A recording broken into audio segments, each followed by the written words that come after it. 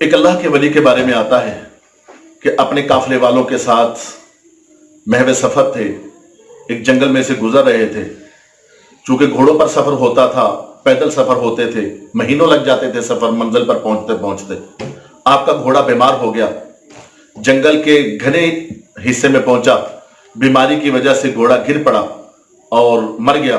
آپ پریشان تھے، آپ کے ساتھیوں نے، آپ کے متوسلین نے، محبین نے کہا کہ حضور اپنا سامان ہمیں دیجئے تاکہ ہم اپنے گھوڑوں پر رکھ لیتے ہیں اور سفر اپنی منزل کی طرف رواں دواں ہوتے ہیں۔ آپ نے فرمایا کہ ٹھہریے، مجھے وضو کروائیے۔ پہلے آپ کو وضو کروایا گیا۔ وضو کرنے کے بعد آپ نے جائے نماز بچھائی۔ جائے نماز بچھانے کے بعد 2 رکعت نماز نفل ادا کی، اور 2 نفل ادا کرنے کے بعد آپ نے دعا کے لیے ہاتھ اٹھائے اور دعا کی، اللہ یہ جو مصیبت مجھے پہنچی ہے یہ میرے گناہوں کی وجہ سے، میرے گناہوں کی شامت کی وجہ سے مجھے یہ مصیبت پہنچی ہے۔ اللہ میں سچی توبہ کرتا ہوں، تو اپنا کرم فرما دے، اللہ مجھے اس مصیبت سے چھٹکارا عطا فرما دے، اور میں وعدہ کرتا ہوں کہ میں کبھی اس کے بعد گناہوں کی طرف نہیں پلٹوں گا، میں ہمیشہ کے ساتھ، ہمیشہ کے لیے تیرے ساتھ صلح کرتا ہوں، اللہ میں سچی توبہ کرتا ہوں۔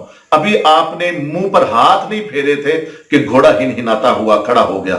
اسی کے بارے میں میرے فاضل بریلوی امام احمد رضا خان فاضل بریلوی ارشاد فرماتے ہیں، حسن نیت ہو تو پھر کبھی خطا کرتا ہی نہیں، آزمایا ہے یگانہ ہے دوگانہ تیرا۔